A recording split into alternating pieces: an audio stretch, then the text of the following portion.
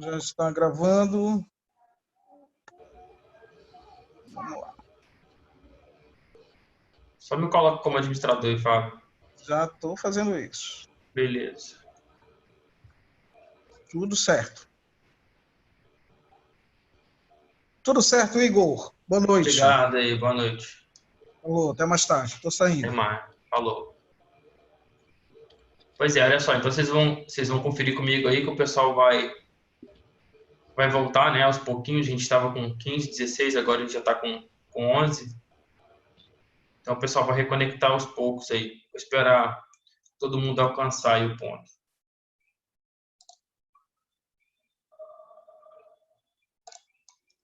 Admitir Regiane. Regiane bem-vinda de volta. Screen. Ângelo.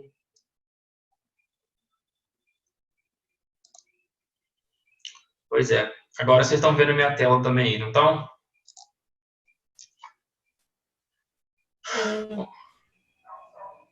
Beleza.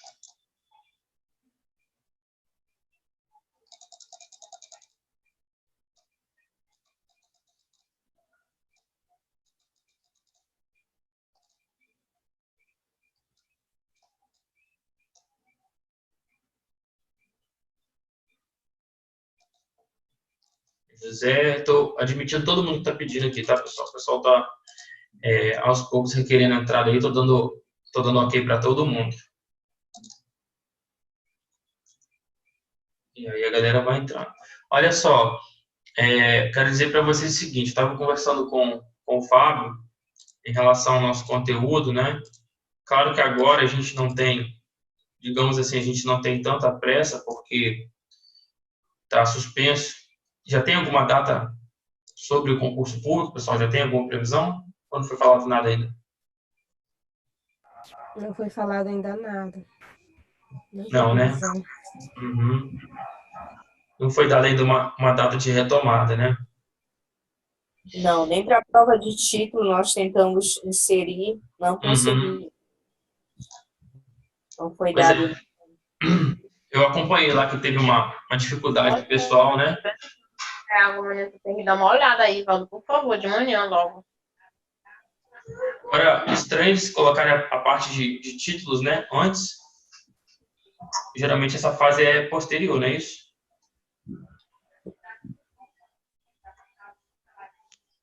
Mas, enfim, vamos nos readaptar.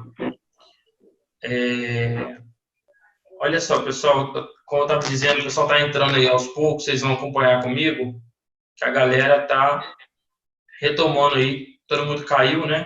A conexão, e agora a gente está voltando aí, ó, aos poucos. Eu estou dando um ok aqui para quem está requerendo a entrada, já tem uma quantidade razoável. Então é o seguinte, como eu estava dizendo, eu conversei com o Fábio, eu falei, Fábio, a gente não tem uma urgência, a gente não tem uma pressa em relação ao nosso conteúdo. Por quê? Porque como a gente não tem uma data ainda definida, né, um marco para a gente poder trabalhar, eu considero que o mais importante no momento é que a gente caminhe com o conteúdo de uma forma bem segura, de uma forma que realmente todo mundo possa estar podendo tirar dúvida, estar podendo aprender da melhor forma possível. Até porque essa questão de corrida não é e nunca foi para mim prioridade. Eu sempre quis focar em que o aluno possa realmente, né, galgar passos firmes. Porque essa parte de legislação a gente sabe que muitas vezes não é tão tranquilo de estudar para alguns. A maioria já tem alguma noção, mas outros muitas vezes nunca tiveram contato. Cadê ele? Teve um que pediu para entrar. Tá aqui, ó. Então a gente vai aos poucos tirar dúvidas. Tá? Tanto é que eu falei, Fábio, a gente não tem nem necessidade de fazer aula cronometrada, nada disso não. Semana passada também me perguntaram a respeito de novos exercícios e eu disse que aos poucos a gente vai também treinar mais um pouquinho. Precisamos só avançar um pouco mais com o conteúdo. Então, olha só, pessoal, vamos lá. Semana passada, já no final da aula, a gente estava trabalhando essa parte que envolve aí as licenças, né? O capítulo de licença. Eu falei para vocês que essa parte aí realmente ela é muito importante. É sempre muito cobrado esse título. E aí eu disse o seguinte, olha, toda vez que cair lá o tema das licenças, né? O ideal é que a gente se faça lá aquelas 3 perguntas para poder estar tirando a maior parte das dúvidas em relação a ela, né? São lá as perguntas, né? O que é, né? Que é a questão do conceito, o que trata a licença propriamente dita. A segunda pergunta, se vai ser com ou sem remuneração essa licença. E a terceira pergunta, que fala sobre a questão do prazo, né? O prazo de duração dessa licença. A gente viu que em alguns casos vai ter um prazo determinado, vimos que em outros casos a licença vai ter um prazo até mesmo indeterminado de duração. E aí, como vocês viram comigo, a gente responde essas perguntas facilmente e mata a maioria das questões. São 11 no artigo 93, as licenças enumeradas lá. Então, a gente começou a ver algumas, eu vou só fazer uma recapitulação com vocês aqui, tá certo? Para quem não estava semana passada poder acompanhar e para quem estava poder dar uma relembrada para o caso de não ter pego de material para dar uma olhada. Então, olha só. Vimos o seguinte, preliminarmente, né? Que essa questão das licenças que envolve saúde, o fator saúde, isso aí nunca pode ser uma questão que ela seja apurada de qualquer forma. Então, a gente viu que a lei coloca que sempre que envolver fator saúde, a licença tem que ser apurada mediante uma investigação detalhada, mediante, muitas vezes, perícia médica. Tá? Então, a gente viu que algumas licenças vão tratar dessa forma e a lei assim vai impor. A primeira licença que a gente viu, se você for acompanhar a partir do artigo 95, foi para tratamento da saúde.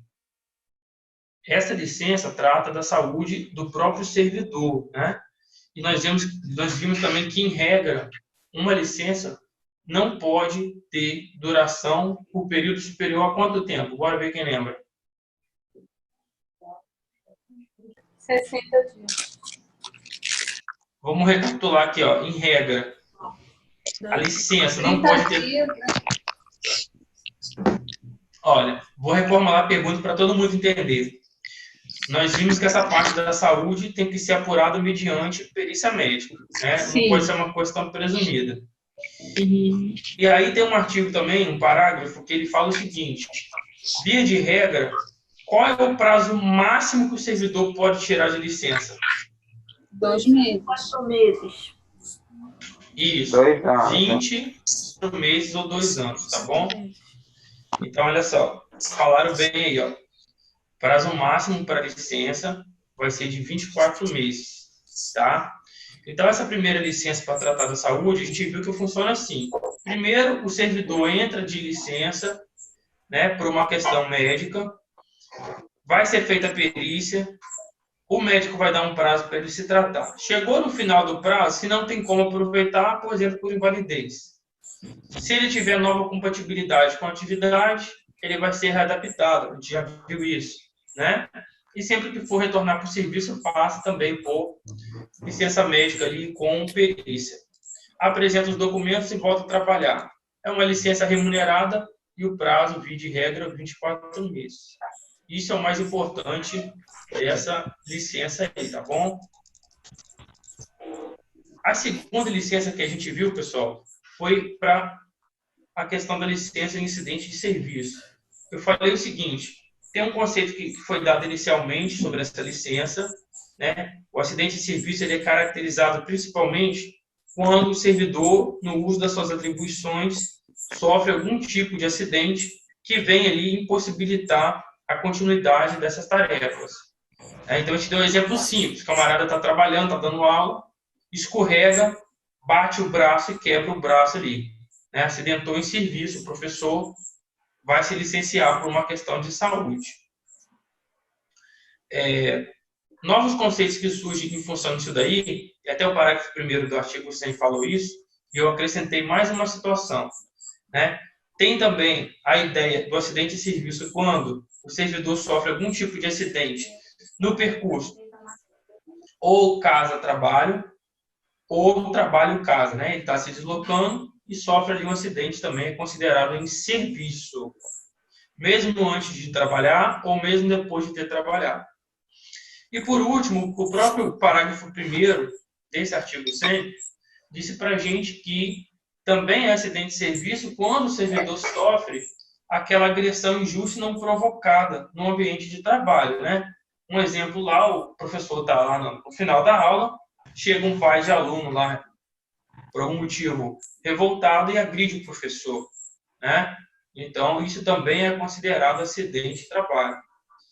É uma licença que é remunerada e, via de regra, também vai seguir aquilo que eu perguntei agora há pouco. Vai ficar por prazo máximo 24 meses. Tá certo? Isso vai acontecer também aqui, que envolvendo a questão da saúde.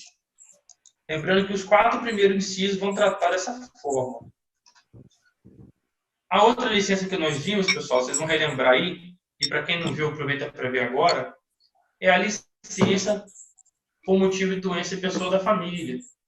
Essa doença é quando algum parente seu está adoentado, vejam que a doença é na pessoa da família, e vejam que o próprio estatuto coloca que nem todo parente vai ser abrangido. Então, ele coloca assim, até o 2º grau civil, né? Então, por exemplo, de você para o seu pai, a gente colocou lá no quadro, de você para o seu pai é 1º grau, do seu pai para o seu tio 2º grau, ou do seu pai para o seu primo 2º grau, tá certo?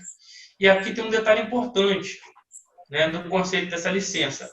O servidor tem que comprovar que essa assistência médica que ele vai dar para esse parente tem que ser, primeiro, indispensável, e segundo, ele não consiga efetivamente trabalhar e dar o suporte, né? Então, nós temos exemplo seguinte.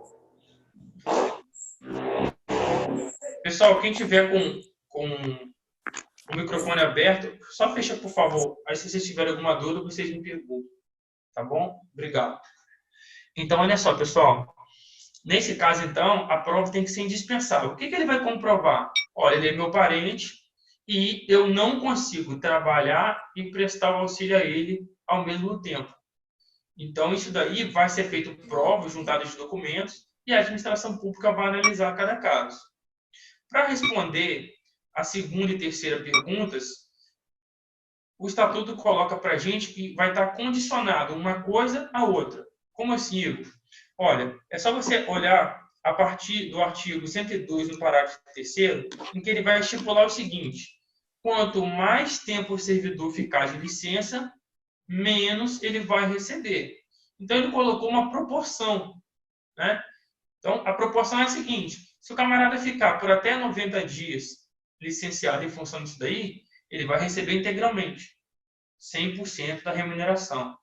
Se ele precisar ficar mais de 90 dias, não excedendo 120, ele vai receber 2/3. Significa que se o camarada ganha 3.000 por mês, nesse caso ele vai receber 2.000 apenas. Então, acompanhe comigo que, ficando mais tempo, o servidor recebe menos remuneração. Tá? E aqui eu sugiro que vocês dêem uma gravada nessa tabelinha aí. E aí acompanha aí o seguinte: mas não, Igor, mas e se a licença for por mais de 120 dias? Está lá no inciso 3. Passou 120 dias, não excedeu um ano, que é 365, via de regra, né? Se não for bissexto, vai cair mais ainda a remuneração. Vai passar a receber 1/3. E tem ainda a possibilidade, pessoal, do camarada ficar mais de um ano, e aí a gente vai lembrar o limite: 2 anos, de 1 até 2, mais do que 1, menor do que 2, ele vai poder se licenciar, entretanto, ele não vai receber em função dessa situação. Então, vejam que é uma licença que ela merece muita atenção, seja pelas particularidades, seja pelo fator do tempo, está condicionado à renda. Tá certo? E é uma licença sempre muito cobrada. E muitas vezes o candidato ele vai fazer uma questão apressada e confunde com a licença para tratar da saúde, que é do próprio servidor. Tá certo? Então tem que ter um pouquinho de atenção aqui para não fazer essa confusão. Tudo bem? Se forem tendo alguma dúvida, pode acionar o microfone, tá? Ou se estiver muito acelerado. Olha só, outras licenças que nós vimos são a gestante, a adotante e a paternidade. A gestante a gente já falou, né? Que o conceito é gerado em função do estado gravídico da mulher e que a mulher vai poder se licenciar aqui pelo período de 120 dias, tá certo? Aí eu até fiz uma observação que o regime estadual ele é um pouco mais benéfico. Essa licença ela é remunerada e, via de regra, a mulher ela tira essa licença a partir do primeiro dia do 9º mês de gestação, se tudo correr bem. Se ocorrer alguma coisa excepcional, né, parto antecipado, por questões médicas, vale a licença a partir da data do parto. Tá bom? A segunda licença, que é a adotante, que é uma novidade, ela dá direito tanto para o servidor quanto para a servidora quando quiser adotar uma criança, né? E a gente viu que essa licença ela vai ser remunerada. Tudo bem. Mas eu só chamo a atenção que o regime jurídico vai colocar o prazo condicionado à idade da criança. Então, está grifado aí, ó. Se o servidor adotar uma criança que tenha até 1 ano de idade, né, que é bebezinho, que requer mais cuidado, que precisa de uma providência maior, muitas vezes, a licença vai ser por um período maior. Se a criança tiver, né, mais de 1 ano, e pelo Código Civil pode ser adotado até quem tem menor do que 18 anos. Espera só um instantinho, pessoal.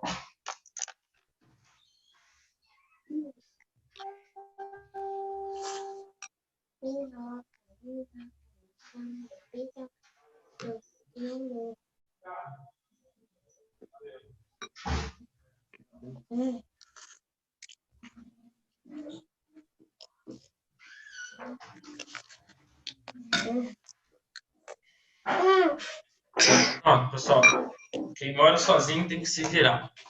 Olha só, só quem tiver ainda com o microfone aberto, faz favor para mim, só fecha aí, por favor. Então, pessoal, essa licença, como eu estava dizendo, a adotante, ela vai condicionar a questão da idade da criança, né? Tá bom? E aí, na segunda parte, se ela tiver mais de 1 ano de idade, o prazo da licença vai cair para 30 dias. Então, não vai importar se ela tiver 2 anos, 5 anos, 10 anos, a licença vai ser de 30 dias. E a última, que é a licença paternidade, que eu até disse que no regime federal, tratado na Lei 8.112, foi alterado isso daí, mas aqui continua seguindo a disposição da Constituição, né? Então, ele fala aqui no artigo 106 que essa licença será no prazo de 5 dias, tá bom? Todas as 3 são remuneradas. Tanto a licença gestante, quanto a licença adotante, quanto a licença paternidade. Qual o prazo da licença para paternidade de adoção? Aliás, desculpa, para a licença paternidade, qual é o prazo? 5 dias. Aqui no meu material está dizendo, cadê? Qual é o artigo 106? está grifado aqui, ó. 106. 15 dias de licença. No meu material está 15 dias. Paternidade para o cônjuge ou companheiro. Está aqui, até que a lei venha disciplinar o disposto no artigo 7 da Constituição Federal, serão concedidos 15 dias de licença paternidade para o cônjuge ou companheiro. Tá. Pessoal, onde Por você... ocasião de nascimento ou adoção. Tá, só me identifica aí quem que tá falando. Betânia. Betânia, beleza. Pessoal, os demais aí, tá constando Está constando no de vocês também 5 dias ou 15? Só me dá um ok, por favor. Tem dois artigos 106. No primeiro é 15 dias, no segundo é 5 dias. Que no meu também está 15 dias, só que você já tinha comentado sobre isso na aula passada. Tem dois artigos mesmo. Tem o primeiro, 106, que tem um inciso aqui 33, que é o de 15 dias, e o segundo, 106, que é 5 dias. Redação original, é essa que vale? Tá, perfeito. Olha só, vamos lá. Foi falado, vamos recapitular. A colega falou, Igor, tem dois artigos. Um fala 15 dias e um fala 5 dias. Qual está valendo? Olha, acompanhe comigo que a redação original colocou 15 dias. E, posteriormente, houve uma alteração colocando esse artigo para 5 dias. Essa página que vocês acompanham comigo na tela aqui do meu computador, ela tá, olha só, eu vou até grifar aqui, ó. Ela é direto do site da prefeitura, tá? Então, essa legislação aqui que eu abri, ela está atualizada de acordo com o que está, digamos assim, disponibilizado para todas as pessoas para consulta aqui no site. Então, assim, pessoal, eu vou dizer para vocês o que eu já disse semana passada. O prazo é de 5 dias. Igor, mas e se vier alguma questão do tipo e por acaso tiver a opção 15 dias ou eles colocarem gabarito como 15 dias? Olha, é aquilo. Se eles vierem cometer esse equívoco, a questão vai merecer recurso com pedido de anulação. Por quê? Porque a disposição atual é que, no próprio artigo 106 da lei disponibilizada, atualmente, diz no artigo 106, 5 dias, tá bom? Estou até grifando aqui, ó. Então, pessoal, fica aí, então, cravado esse prazo. Segue o mesmo raciocínio que nós vimos na aula retrasada sobre a questão do estágio probatório, que eu falei na aula passada, lembra? Falei, olha, por mais que o regime jurídico ele venha falando que o estágio probatório vai ser de 24 meses, a gente sabe que isso já foi alterado, né? Aí eu abri lá o artigo 39 da Constituição com vocês e mostrei que isso daí já foi alterado. Então, pessoal, é importante vocês irem me falando realmente esses pontos, porque muitas vezes a gente vai se deparar com uma situação que, né, o que vai acontecer? O regime jurídico, o estatuto, ele foi elaborado no ano de 1990, então ele tem já praticamente 30 anos, e a gente vai se deparar com uma questão, com um ponto que muitas vezes não foi atualizado, tá certo? E a gente vai sanando essas dúvidas aí. Mas então já fica gravada essa situação para vocês, tá bom?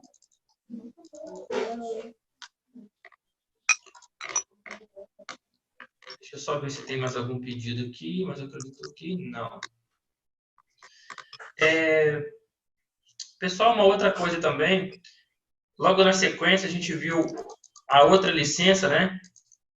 Que é a licença por motivo de afastamento do cônjuge, aquela que eu sempre brinco, né? Aquela que fica famosa lá nas minhas aulas, que eu chamo de licença por amor, né? Acho que ninguém vai esquecer essa licença se cair. A gente viu o seguinte, o fator que gera o motivo para a licença do servidor é o fato do cônjuge, que muitas vezes é companheiro, funcionário, servidor público, seja civil ou militar, e em função da atividade que ele desempenha, ele é afastado, ele é deslocado para outro ponto de lotação. E aí, sempre que isso ocorrer, né, o companheiro dele vai ter direito a pedir essa licença, ou seja, para ir atrás desse servidor, né, para ir para o mesmo local de lotação. Só que aí a gente viu o seguinte, que nessa hipótese vão ter duas particularidades. Primeiro, que essa licença é a única. Falei lá com vocês no macete, olha, é a única licença que tem prazo indeterminado. Ou seja, o servidor vai poder ir e sem ter data para voltar. E a segunda característica muito marcante, né, que é pelo fato dela não ter remuneração. Ou seja, você vai poder ir atrás da pessoa amada, só que sem renda, né? Que aí é um fator realmente que faz muita diferença, tá bom? Muita diferença. Então, essa licença aí, ela sempre ganha, né, uma particularidade muito grande em função dessa questão de não ter remuneração e ser a única licença que não tem prazo determinado para acontecer, tá bom? Por isso lá que naquela questão das 3 perguntinhas, a gente coloca o prazo de duração e eu chamo a atenção para vocês aí, tá bom? A nossa próxima licença, pessoal, que foi a última abordada na aula passada. E o parágrafo 2, né? O inciso 2, sei lá, inciso 2. Na hipótese do deslocamento de que trata este artigo, o funcionário poderá ser colocado à disposição de outro órgão público sem ônus para o município. Tá. De quem é a pergunta? Da Manoele. Perfeito. Olha só, a Manoele perguntou, pessoal, Igor, e na questão do parágrafo 2º do artigo 107, como é que funciona isso aí? Olha, isso aí é uma questão que eu não faço muita, digamos assim, muita questão de colocar para vocês, porque é difícil de acontecer, mas vamos lá. O que ele está dizendo? Ele está dizendo o seguinte, se o servidor requerer essa licença em função do deslocamento do cônjuge e chegar nessa nova lotação e ele, por algum motivo, olha lá, conseguir ser colocado à disposição para outro órgão público, ele poderá atuar. Mas como é que seria isso na prática, Igor? Me explica melhor. Vou te dar um exemplo. Digamos que você é servidor público na cidade de Belém. E aí o seu cônjuge, que é servidor militar, né, foi deslocado para a base militar no Rio de Janeiro. O que vai acontecer? Se você conseguir com que o município de Belém faça aí uma parceria, faça aí, né, um link ali com o município da cidade do Rio de Janeiro, existe a possibilidade de você ser colocado à disposição do município do Rio de Janeiro. Ou seja, você ficaria vinculado ao município de origem, trabalhando e recebendo pelo município que iria te receber, no caso específico, Rio de Janeiro, que é o famoso colocado à disposição. Então, você teria lotação e vinculação, né? Contribuindo para a Previdência, tudo normal, de Belém, mas atuando e recebendo pelo Rio de Janeiro. Só que eu chamo a atenção de vocês que é uma situação muito difícil de acontecer, tá? Não é impossível, mas existe essa possibilidade. Respondido então, Manu? Ok. Beleza. Tá, pessoal? E a última licença que nós vimos na aula passada foi essa aí para tratar essa licença relativa ao serviço militar. Eu falei com vocês já de cara, olha, não vamos confundir isso daí com tiro de guerra, não vamos confundir isso daí com qualquer outra coisa. Essa licença é só para os homens. O serviço militar, seja ele obrigatório ou não, o alistamento militar é obrigatório de regra para os homens. E aqui ele não entra em detalhes sobre a questão da remuneração, por exemplo. Porque é o seguinte, tudo vai demandar da lei que convocar militarmente o servidor. Então, um exemplo, o Brasil entra em guerra, sei lá, com a Venezuela, surge uma convocação militar, vai ser remunerado ou não? Vai depender do que estiver estabelecido nessa convocação. O que o Estatuto faz, o que o Estatuto coloca aqui de menção, é o seguinte, quando acabar essa convocação militar, o servidor vai ter até 30 dias, cuidado com a preposição aí, é até, ele vai ter até 30 dias para retomar suas atividades e sem remuneração, tá? Então, veja que vai ser uma hipótese também, tratando-se de uma licença sem remuneração. Aí eu só chamo a atenção de vocês para isso daí, tá? Cuidado que é uma licença, então, que ela não traz a menção específica de como vai se dar o caso, ela só faz uma menção posterior a quando acabar a convocação.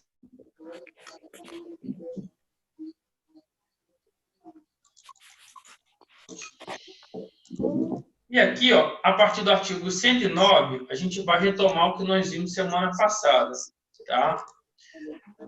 Olha só, isso aqui é tratado aqui é a licenciabilidade política.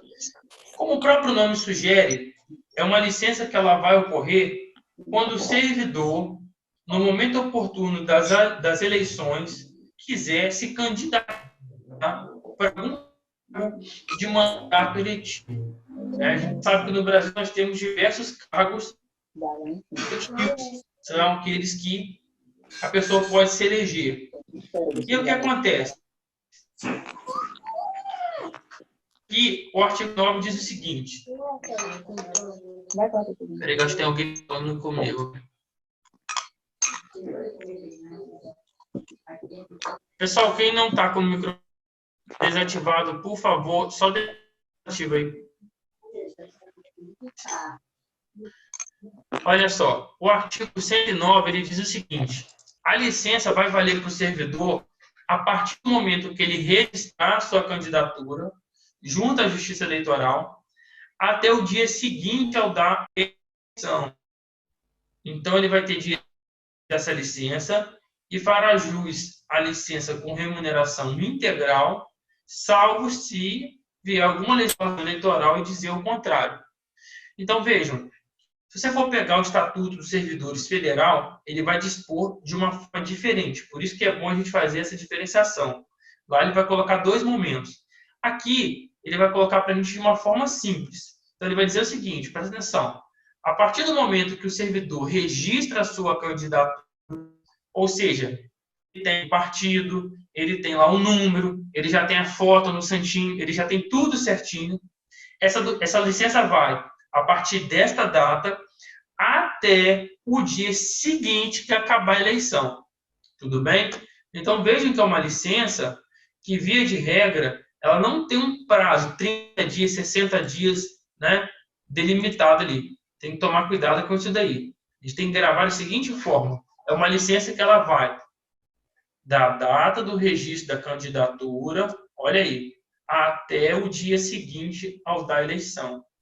Então, nesse período, é uma licença que o servidor vai estar recebendo toda a sua remuneração, tá certo?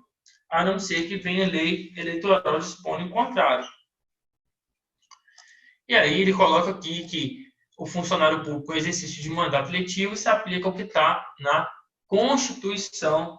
E aí depois, se ele por acaso vier a ser eleito, a Constituição lá fala como que vai ficar o vínculo dele. Né? Quem já teve aula comigo de noções de direito constitucional já sabe mais ou menos como é que funciona. Né? Tudo fica lá dependendo do vínculo, lá, se é federal, estadual, municipal. Tudo bem? Então veja que essa licença aqui ele é tratada de uma forma bem simples. Tem direito a se licenciar a partir da data do registro da candidatura até o dia seguinte ao pleito ali das eleições, ele se licenciar e depois ele retorna naturalmente para as suas atividades. Tá bom? Confundir aqui então. Muito bem. Seguindo aqui, ó. A próxima licença que a gente tem, pessoal, é a licença de prêmio. E aqui eu chamo a atenção de vocês para o seguinte, perdão, é a licença pratical, eu pulei aqui sem querer. Percebam, pessoal, que logo depois da licença política, ela vai tratar sobre essa atividade sindical. O pessoal acaba fazendo um pouco de confusão aqui também, não vamos confundir.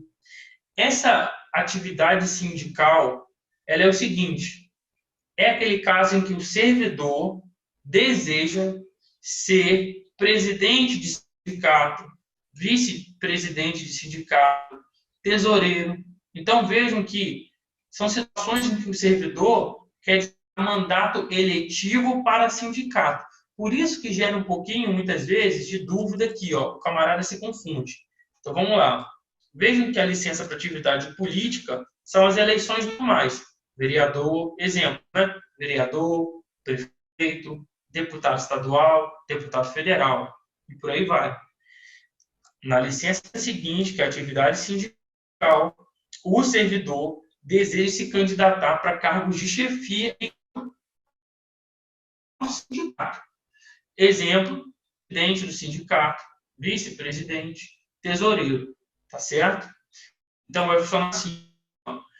Dado o direito à licença, e ele já responde a pergunta para a gente, com remuneração, ao funcionário que é eleito. Então, percebam a diferença de um para o outro. No primeiro, que é atividade política, ele não condiciona o fato da pessoa ser eleita. Pelo contrário, é o momento anterior à eleição. Na segunda, para você exercer a licença para atividade sindical, ele condiciona o fato do servidor ser eleito para desempenho desse tipo de atividade. Em confederação, que é a nível federal, federação, que é a nível estadual, ou sindicato, que tem representatividade via de regra em município, base territorial em município. E aí vem a terceira pergunta, e qual é o prazo de duração? Aqui ó, é o segredo, ó, um macetinho. A duração vai ser igual à do mandato. Então, se o mandato de presidente do sindicato, exemplo, Sindicato dos Professores da Rede Pública de Belém, se o mandato desse sindicato for de 2 anos, a licença vai ser gozada por 2 anos. Se o mandato desse sindicato lá for de 3 anos, a pessoa vai se licenciar por 3 anos. E uma última observação, pessoal. Quando a pessoa é eleita, e eu já falei com vocês, tem que ser cargo de direção, tá certo? Cargos eletivos em sindicatos são cargos de direção. Pode ainda ser prorrogado uma vez, caso ocorra a reeleição para esse cargo. Então, vejam que existe ainda a possibilidade do camarada ficar um tempo ainda maior em função dessa licença, tá? Então, não vamos confundir. Vou repetir aqui. Existe a licença para atividade política, que é quando o camarada se candidata para eleições normais, sejam elas que vão ocorrer esse ano, eleições municipais, prefeito e vereador, sejam eleições a nível estadual e federal, que é a que ocorre em 2022. Presidente, deputado federal, deputado estadual e por aí vai. E essa licença, via de regra, ela é anterior. A licença é anterior às eleições. Na atividade para o sindicato, o servidor só vai poder gozar quando comprovar que ele foi eleito para ocupar cargo diretivo do sindicato. Ou seja, se ele não juntar, né, com o requerimento dele toda a comprovação dessa eleição, o órgão público municipal vai indeferir o pedido, né? Então, ele vai colocar lá o estatuto, com o prazo de duração, a documentação, a ata de reunião, a votação, e vai ficar licenciado um tempo que durar um mandato. Se for 2 anos, vai ficar lá por 2 anos. Se for 3, vai ficar por 3. Geralmente, estou dando esses prazos aqui, porque geralmente o mandato em sindicato dura 2 ou dura 3 anos. Tá? Mas vamos fixar em número. Fixa o pensamento que a duração da licença é igual ao do mandato, cabendo ainda prorrogação. Por que eu enfatizo isso daí, pessoal? Porque eu já vi questão de prova que o camarada foi muito bem lá quando raciocinou certinho em cima da atividade sindical, colocou lá que era igual ao mandato, mas quando a banca perguntou sobre a questão da possibilidade de prorrogação em reeleição, ele ficou em dúvida e votou que não podia. Então, acabou no finalzinho errando e perdendo a questão. É o contrário.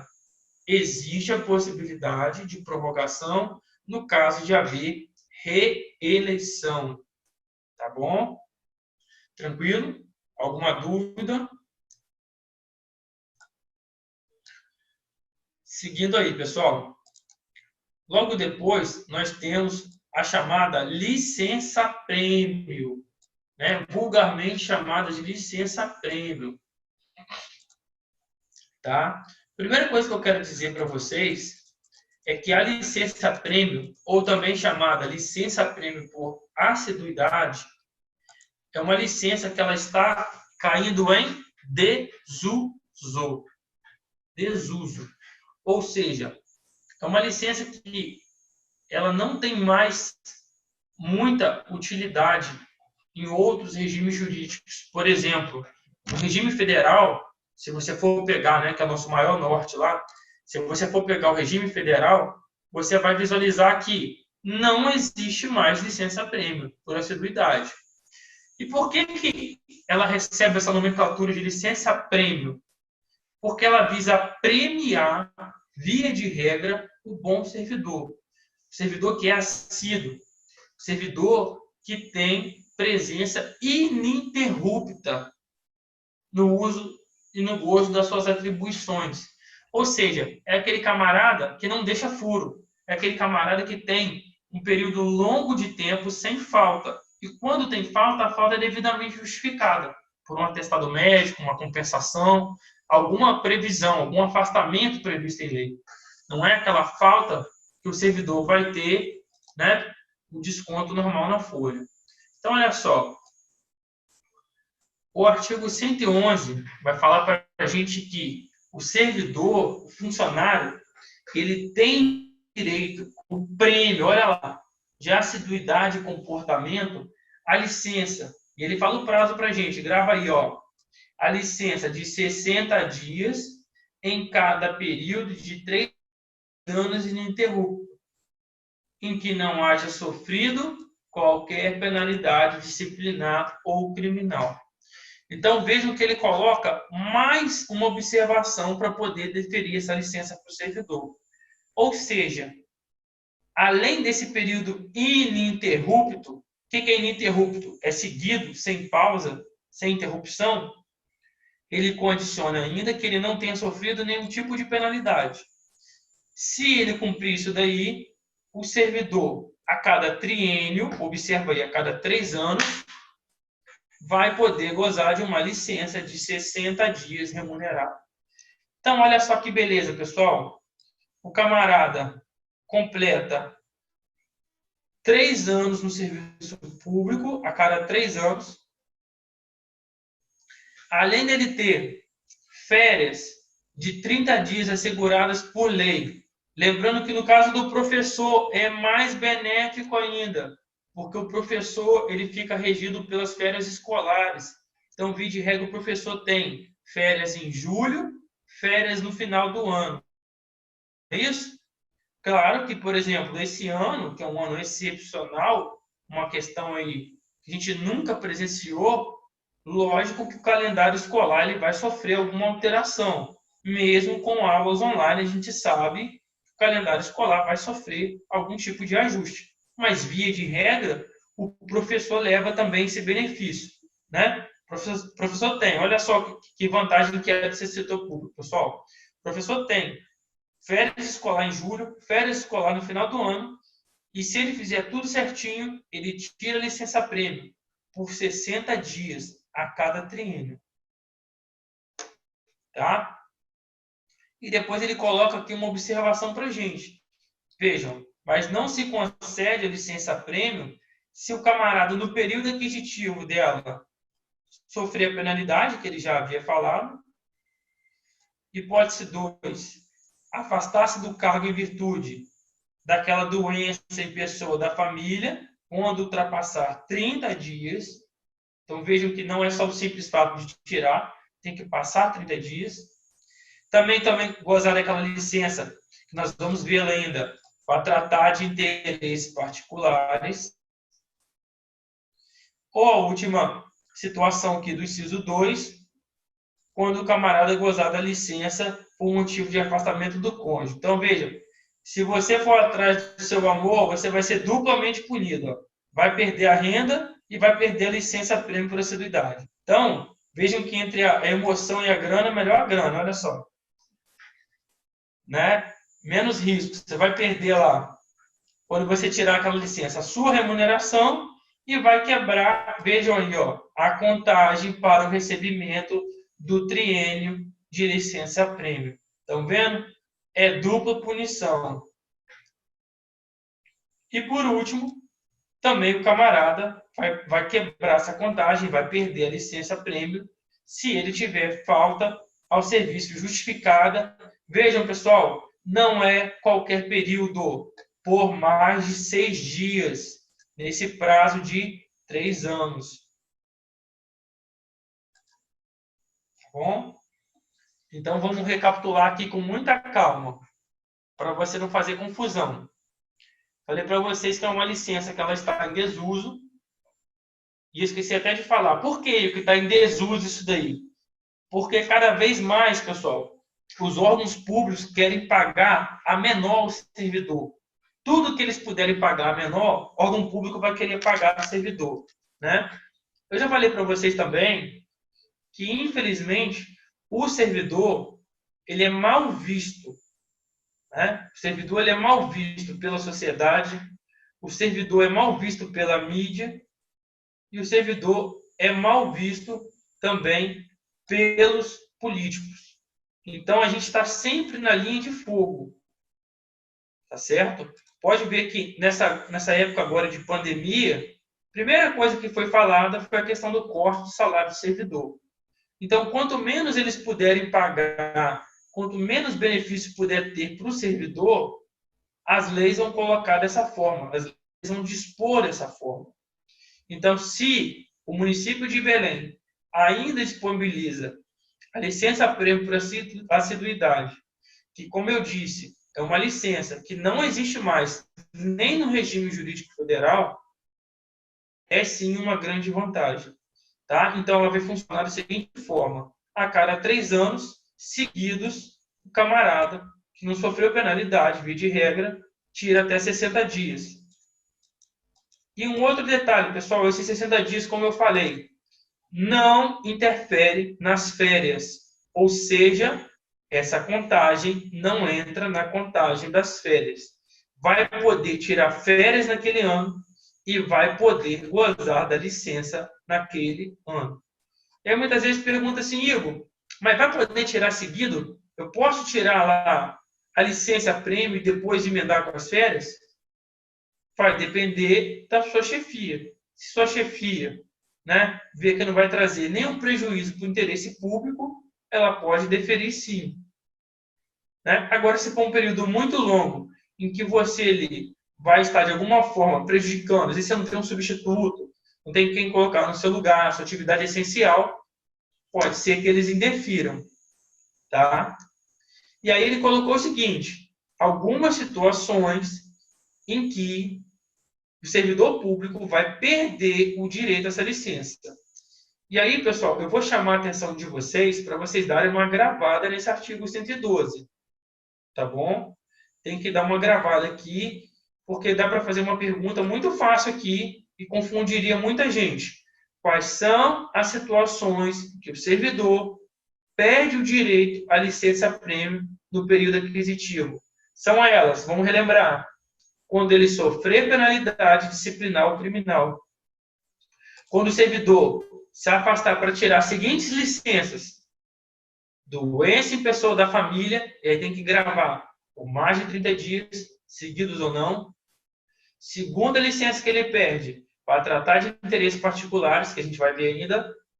E aquela doença lá, aquela doença não, aquela licença lá penosa, por motivo do afastamento do cônjuge, também perde.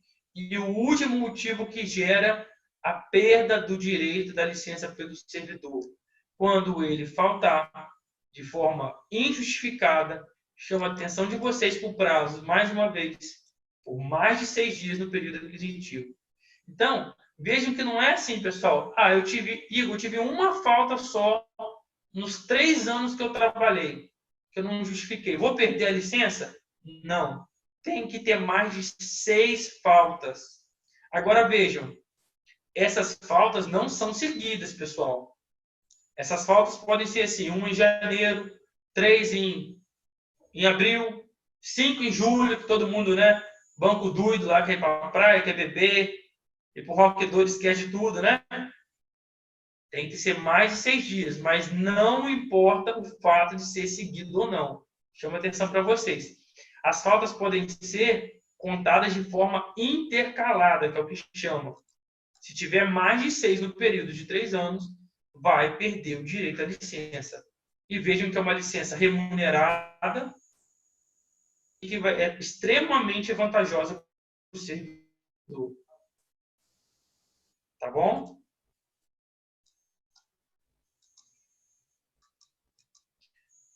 E por último aqui, pessoal, o último detalhe dessa licença. Oi, Amanda. Igor, essa licença pode tirar, assim, são 60 dias, né? Uhum. Pode tirar, tipo, 30 dias, depois de 30 dias, ou tem que ser tempo, 60 dias ininterrupto? Certo. Então, ele fala logo aqui no parágrafo de baixo, duas situações, pessoal. O servidor tem o direito, primeiro, a não gozar a licença, e aí vai contar na contagem dele para efeito de aposentadoria em dobro, que é uma coisa que dificilmente o servidor requer dessa forma. E respondendo a pergunta da colega, o cara precisa tirar 60 dias direto ou ele pode fracionar isso daí? Pode fracionar. O artigo 114, ele fala para a gente que o servidor pode pedir um fracionamento e esse fracionamento vai ocorrer de 30 mais 30, observado a conveniência do serviço. E aí vem aquele raciocínio que a gente já fez, né? Se houver disponibilidade, eles vão deferir o seu pedido. Se não houver, tá certo? Vai ter que tirar de uma vez toda. Mas é possível o pedido de fracionamento da licença em 30 mais 30. Tudo bem? E aí depois ele só fala aqui pra gente que a administração pública tem 60 dias para liberar o funcionário. Tá? Então, também é uma licença bastante importante, bastante cobrada. E aí, pessoal, vejam sempre relembro para vocês. A gente responde aqui, tá? As 3 perguntinhas nossas mais uma vez. Conceito, o prazo de duração e se é com ou sem remuneração. Tá bom? Uma outra licença, e aí eu vou lembrar o que o nosso amigo, eu acho que foi o José, me fez uma pergunta semana passada. E eu não esqueci da pergunta dele, não. Eu falei assim para ele, falei, José, quando a gente tirar essa licença, quando a gente for falar sobre ela, eu vou tirar a sua dúvida. Não foi isso, José? Não foi você que fez uma pergunta sobre a licença para tratar de interesse particular? Não, sobre a vacância. Vacância? A minha pergunta foi sobre vacância. Mas em relação a ela ou não? Sim, porque eu digo assim, o servidor passa em um concurso, ele já é concursado em outro órgão. Aí ele passa no concurso de outro órgão para trabalhar. E quando for chamado, ele deve entrar com pedido com pedido de exoneração ou de vacância. Isso que eu perguntei. Ah, tá. Então o meu raciocínio estava certo. Vamos lá, pessoal, para todo mundo acompanhar. A pergunta do José é em cima sobre a questão da ideia da vacância envolvendo essa licença ou não. Mas sim, ela vai encher em cima sobre essa licença. Então vamos lá. Vamos pelo início, e essa licença é bastante importante, e eu quero que vocês prestem bastante atenção no que eu vou falar. Olha só. Essa próxima licença é tratada a partir do artigo 115. Ela é chamada de licença para tratar de interesse particular, e vulgarmente ela é chamada de licença sem vencimento. Já ouviram essa nomenclatura? Licença sem vencimento? Já. Já, né? Então, olha só. O que acontece?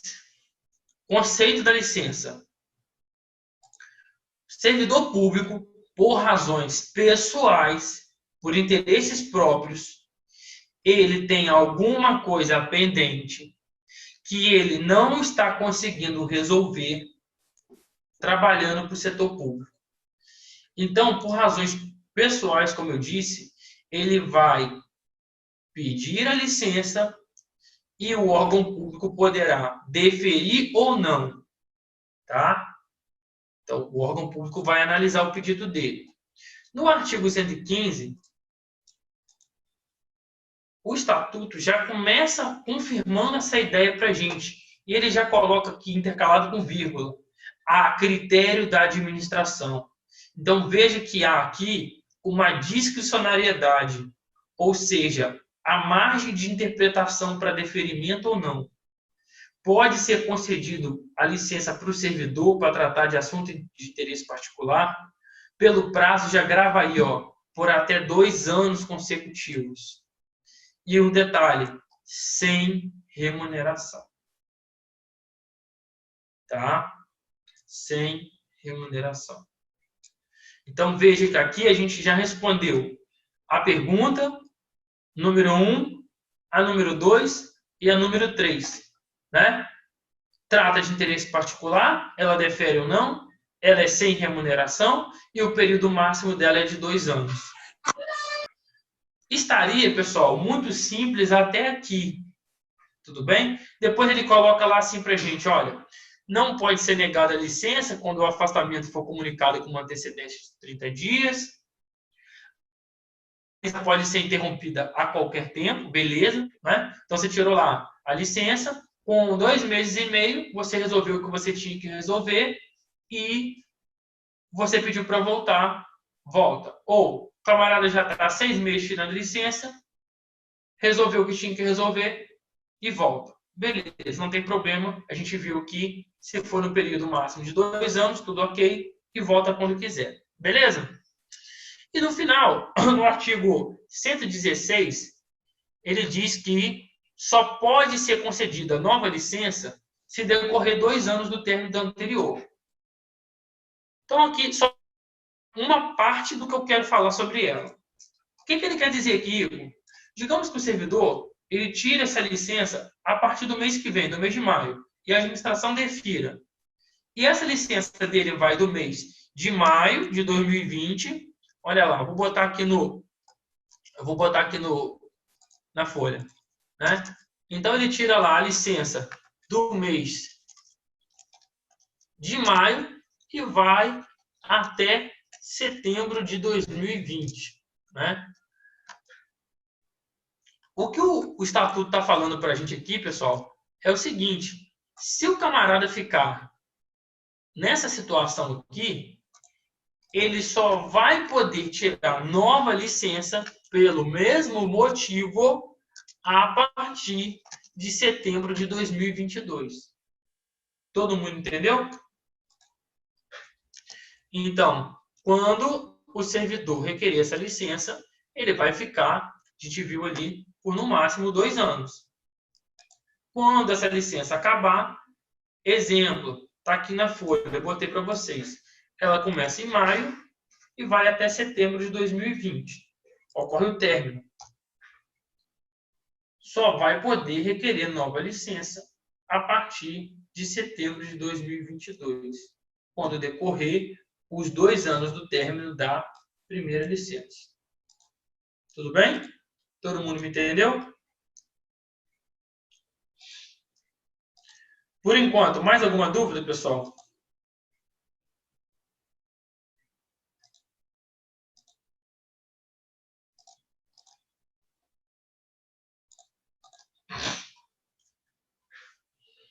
Deixa eu ver aqui.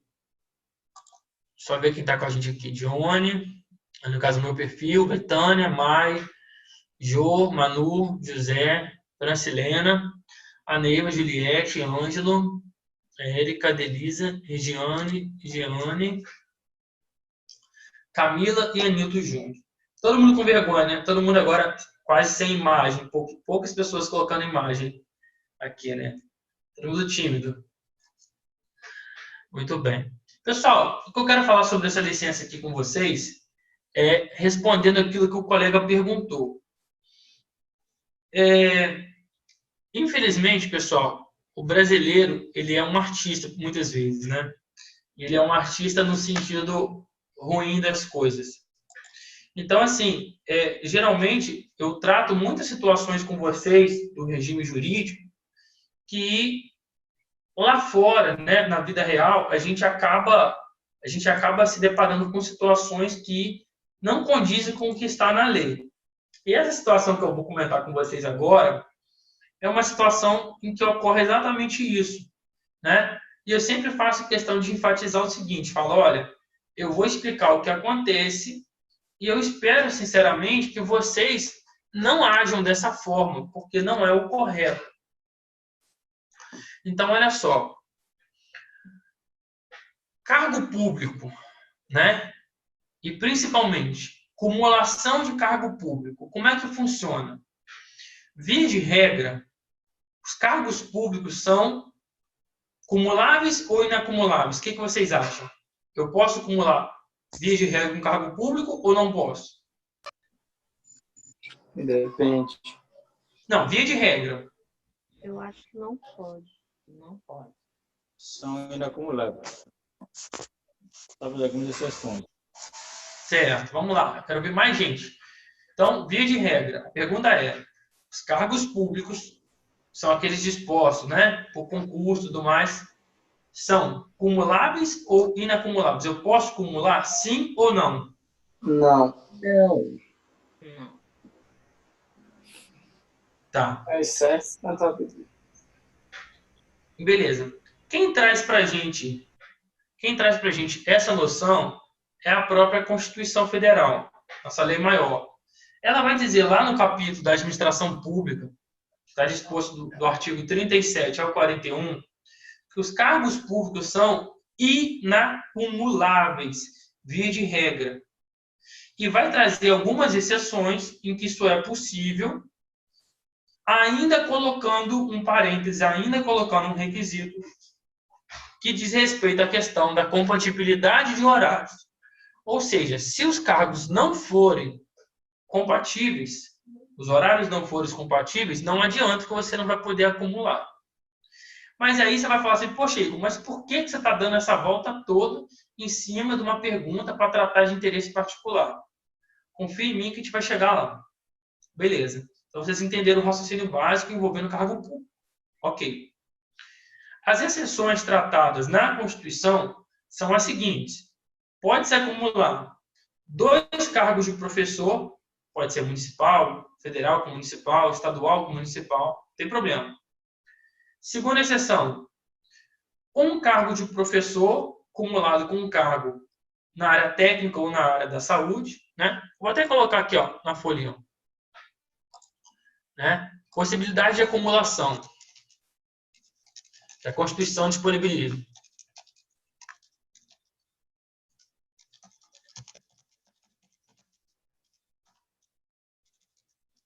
Vejam se vocês concordam comigo. Primeira situação: professor mais professor, né? Segunda situação: professor mais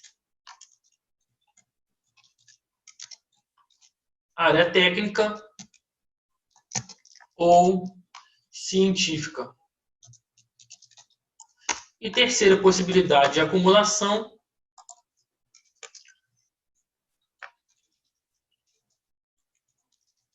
profissionais da área da saúde.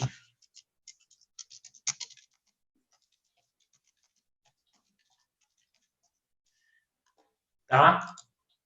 Essas são as hipóteses que a Constituição vai tratar a questão da compatibilidade de cumulação de cargo público. Tirando essas hipóteses, pessoal, nada mais está permitido.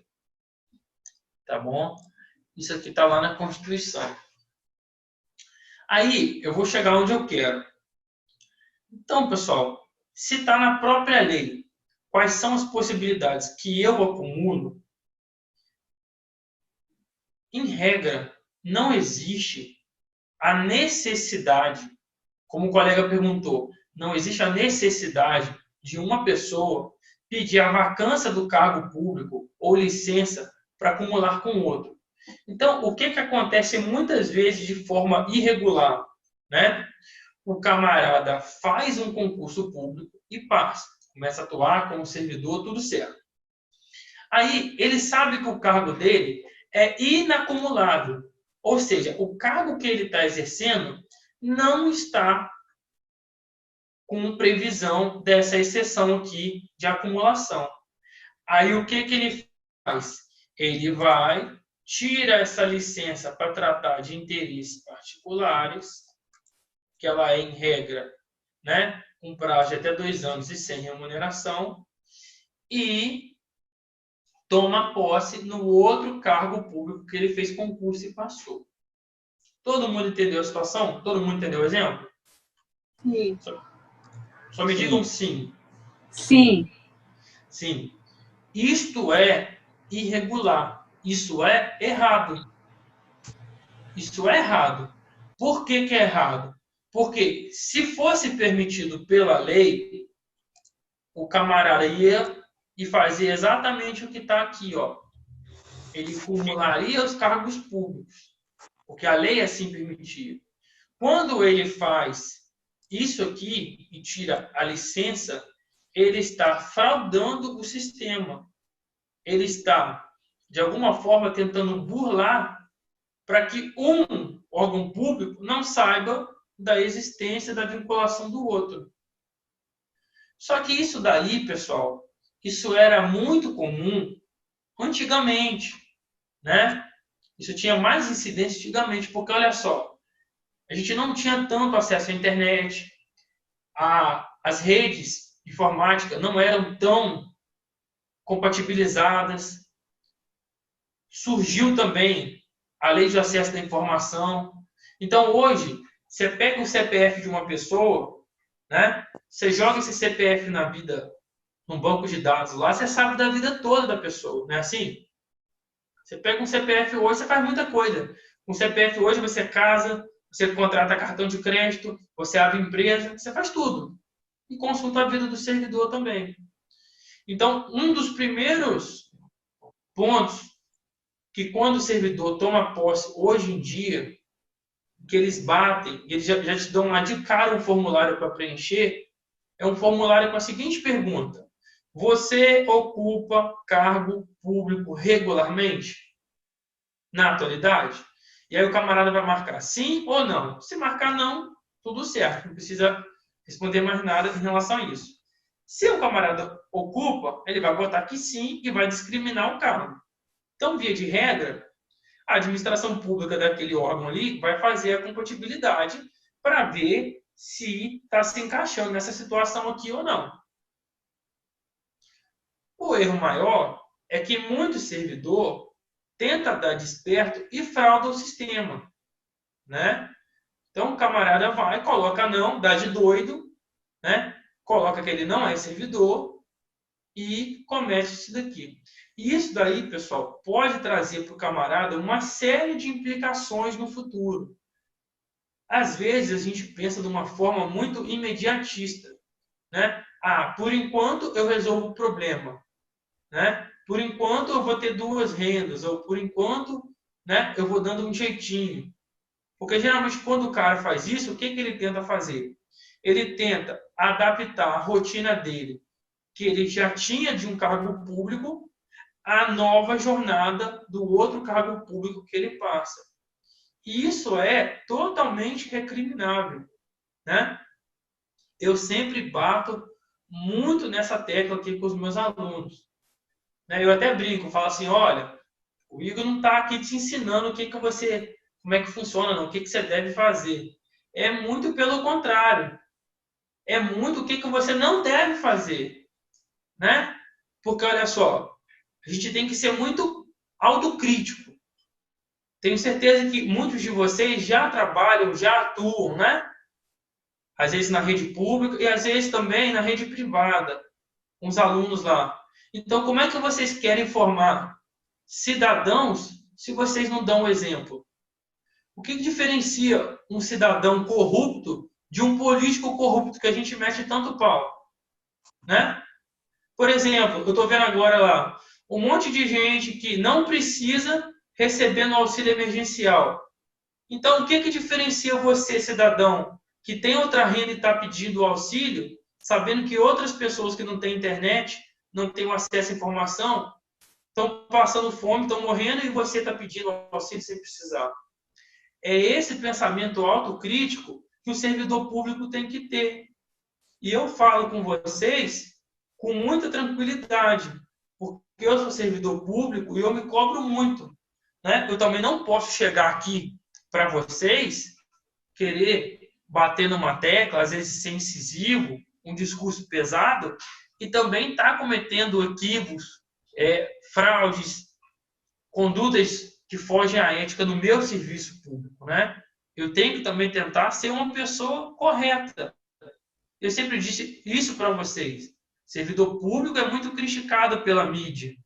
Então, se a gente não começar a fazer a diferença quando entra para o serviço público, hoje a gente está desse lado do balcão. Amanhã a gente vai estar do outro lado do balcão. O lado com crachá, o lado do atendimento. Então, a gente tem que prestar um serviço público que hoje a gente gostaria de ter. Esse tem que ser o raciocínio, né? Então, não adianta a gente querer mudar todo mundo. A gente tem que começar a mudança na gente. Tá certo? Esse tipo de conduta, em que o nosso colega fez a pergunta aí, isso acontece muito. Eu sei que acontece. Só que hoje, atualmente, se torna cada vez mais difícil, né? Antigamente, o servidor conseguia muitas vezes encaixar essa situação, fraudava o sistema público e, né, entrava ali em 2, às vezes até em 3. Eu sei que vocês devem ter conhecimento. Tem 3 cargos públicos de forma irregular. Mas hoje é mais difícil, pessoal. E olha, as consequências são pesadas. Primeira delas, PAD. PAD na cabeça. Processo administrativo disciplinar. A administração pública vai fazer toda a verificação interna envolvendo essa situação, né? Primeira consequência prática, demissão do cargo público. Vai perder o cargo público com punição. Segunda punição prática, devolução dos valores recebidos de forma indevida. A chamada ressarcimento ao erário. Vai ter que devolver para os cofres públicos porque o recebimento foi irregular. Terceira consequência prática, responsabilidade criminal, improbidade administrativa. Recebeu dinheiro indevido do cofre público e vai ter sanções também, inclusive, na justiça criminal. Pode ser preso e pode ter outras consequências mais pesadas, porque isso é fraude. Tá certo? Então, a gente tem que ter muito cuidado, né? E pensar, como eu falei, a longo prazo. Como é que você espera aposentar para 2 regimes distintos, onde um não sabe da existência do outro? Né? Porque em um vai dar tudo certo, né? Você é mais antigo, você vai ter o tempo de contribuição e tudo mais. E como é que você vai aposentar no outro? Se você está recebendo proventos do primeiro, que você já aposentou, e no segundo, consta que você está na ativa. Né? Então, percebam aí que podem ter consequências graves a curto prazo, a médio prazo e a longo prazo. E aí, pessoal, servidor, a vida dele vai virar de pé da cabeça, o camarada não vai ter tranquilidade mais para exercer o cargo público, vai ser investigado, vai gastar dinheiro com advogado, vai devolver o dinheiro para os cofres públicos e vai lembrar do que eu estou falando aqui agora. Vai se arrepender profundamente. Então, a gente tem que ter muito cuidado com essa questão da acumulação de cargo público. Eu sempre bato nisso. E quando a gente for falar lá na frente sobre a parte da responsabilização do servidor, vocês vão relembrar um pouco do que eu estou falando aqui agora. Tá? Então, era essa observação que eu tinha para falar com vocês sobre essa licença. E como eu disse, muitas vezes o camarada frauda para poder tirar, né? E aí ele tentar dar um jeitinho nesse outro cargo público. É aquilo, pessoal. Dá para acumular? Acumula. Professor, tirando aqueles casos lá em que o concurso público pede dedicação exclusiva, né? Vocês sabem disso. Alguns concursos têm, né? Dedicação exclusiva. O IFPA tem, a UFPA também tem. Então, tirando esses casos, cabe a acumulação de um município com outro. Às vezes o camarada tem lá uma matrícula na SEDUC, depois passa num outro município. E de regra não tem problema. Tá? Então, é uma prerrogativa muito grande que vocês têm. Por exemplo, eu no cargo que eu exerço, eu sei que eu não vou poder nunca exercer outro cargo público. O que eu posso fazer é o que eu estou fazendo aqui agora. É o que o tribunal me permite, que é trabalhar na iniciativa privada, né, em horários que eu não esteja atuando como servidor. Então, aqui eu estou como prestador de serviço. Eu estou atuando na iniciativa privada. Agora, no meu caso, eu sei que eu não vou ter nunca essa possibilidade de acumulação. Então é isso, pessoal. Muito cuidado com essa situação e com essa licença da forma que é trabalhada. Aqui, a gente fecha o capítulo das licenças, tá bom? A gente fecha essa parte aqui envolvendo as licenças. Deixa eu só fazer uma conferência aqui. Alguma dúvida? Digam lá.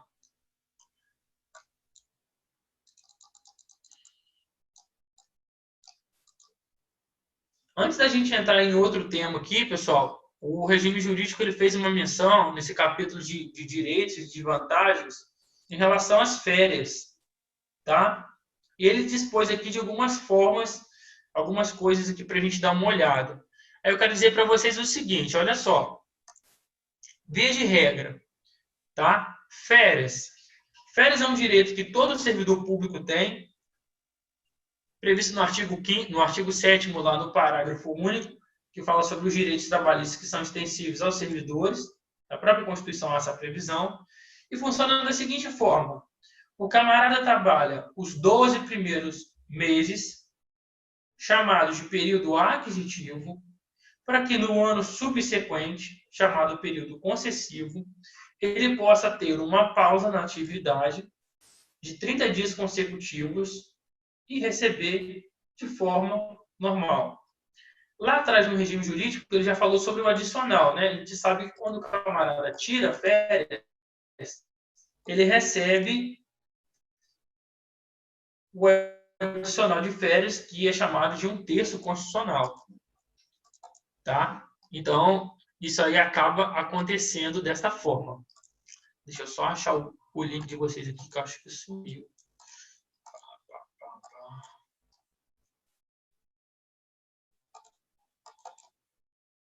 Todo mundo me ouve perfeitamente? Sim.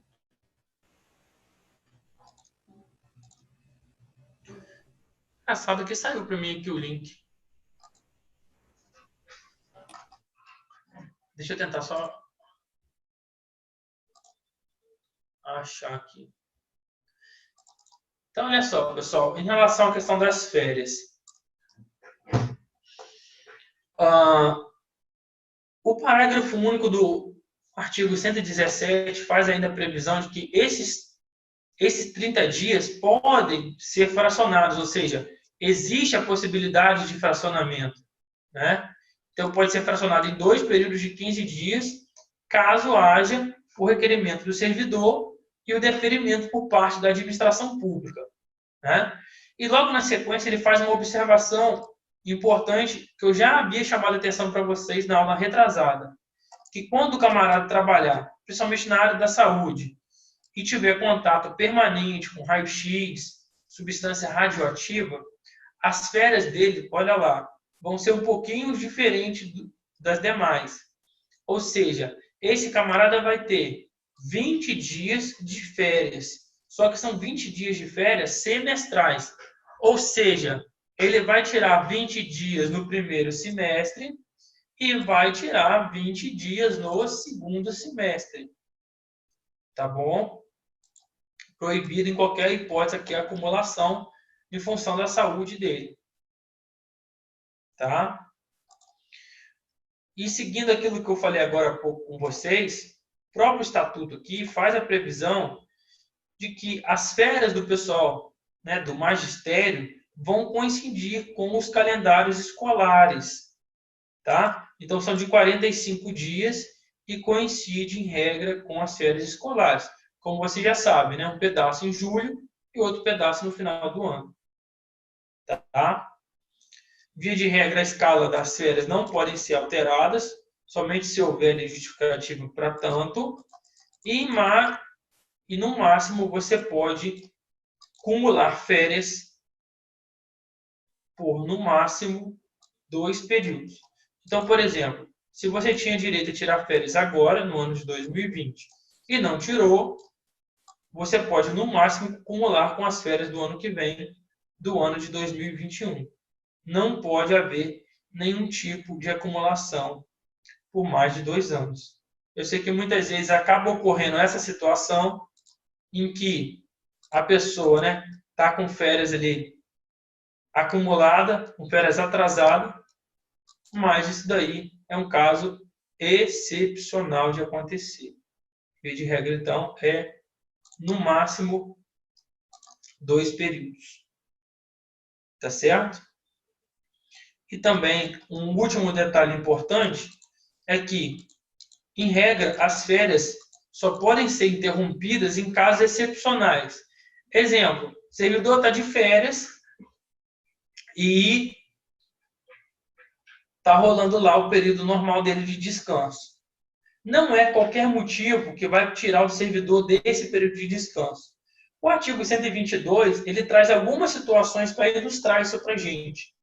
Ele diz o seguinte, são situações que excepcionalizam essa regra. Calamidade pública, comoção interna, convocação para júri, serviço militar, serviço eleitoral ou motivo de superior interesse público. Então, vamos dar um exemplo, né? A gente sabe que a gente está vivendo um período de pandemia, gerado pela Covid-19, e o calendário foi naturalmente bem afetado, o calendário escolar. Se o professor estava, por algum motivo, ou o servidor estava de férias, pega um servidor da saúde, né, que a gente sabe que a saúde está sendo intimamente afetada. Pega lá um médico que estava de férias, e ele era servidor público do município de Belém. Pergunta: pode o município, em função da pandemia, cancelar as férias desse servidor e determinar o retorno ao trabalho? Pergunta: pode ou não pode fazer isso? O que vocês acham? Pode. A pergunta é: período de pandemia, um médico, servidor do município de Belém, está de férias. Pode o município, ele está com 5 dias de férias, pode o município de Belém cancelar as férias dele e determinar o retorno ao trabalho, sim ou não? Pode. Então todo mundo entendeu aqui, né? Olha, encaixaria nessa hipótese aqui, ó, calamidade pública. Tá certo? Por quê? Foi decretada a situação, é um período excepcional, é um período em que a saúde está intimamente afetada, como a gente falou, e a convocação desse médico pode ocorrer ali. Então, vejam, nesse caso, as férias podem ser interrompidas. Tá bom? Concessões. Concessões, pessoal, são possibilidades previstas em lei em que o servidor vai poder se afastar da sua atividade e não sofrerá desconto em sua remuneração. Então, são situações excepcionais que o camarada vai deixar de trabalhar, mas, ao mesmo tempo, ele não vai perder a renda dele. São elas, vamos lá. O camarada pode se ausentar do serviço por um dia para doação de sangue. Item 2, por até 8 dias em função ou do casamento ou do falecimento de parentes. Vejam que são parentes próximos, até o 2º grau, né? Marido e mulher, pai ou mãe, madrasto, padrasta, filhos ou enteados e ainda os irmãos, que são os colaterais. Então vejam que há uma equiparação, né, do regime jurídico, e sempre coloca o cônjuge, aquele casado no papel, um companheiro que é o que vive junto. Os pais, ele equipara ali para a hipótese do padrasto e da madrasta. E os filhos, ele também equipara para o enteado, né? O enteado, no caso, é o filho do seu esposo ou o filho da sua esposa. E também a possibilidade de, no caso dos irmãos. Então vejam também que não é qualquer tipo de parente. Tá certo? Uma outra pergunta que surge aqui, pessoal, geralmente, é: Igor, por qual período essa doação de sangue vai ser possível, né? E aí surge aquela dúvida assim: pô, esse um dia aqui é no período de 1 ano, né? É a cada 6 meses? O que vocês acham? Algum de vocês já doou sangue? Já. Já doaram sangue? Já viram como é que Sim, funciona? sim. Então, eu também já doei. Quando vocês vão doar sangue, né, você faz lá toda aquela avaliação e tudo, até chegar a doação de sangue, depois eles te entregam um cartãozinho, não é assim? Um papelzinho. Sim. E lá vem a previsão de quando você vai poder doar novamente. Geralmente eles colocam assim, 2 meses e pouco, 3 meses após, não é assim? Uhum. Então, esse é o prazo aí que o pessoal geralmente fica em dúvida, né? Às vezes quer saber. Você vai poder apresentar quando você puder doar sangue novamente. Agora é claro, né? O cara não vai toda semana lá, quase desmaiando, doar sangue para pegar folga, né? Até porque vai ter essa inviabilidade aí do sistema.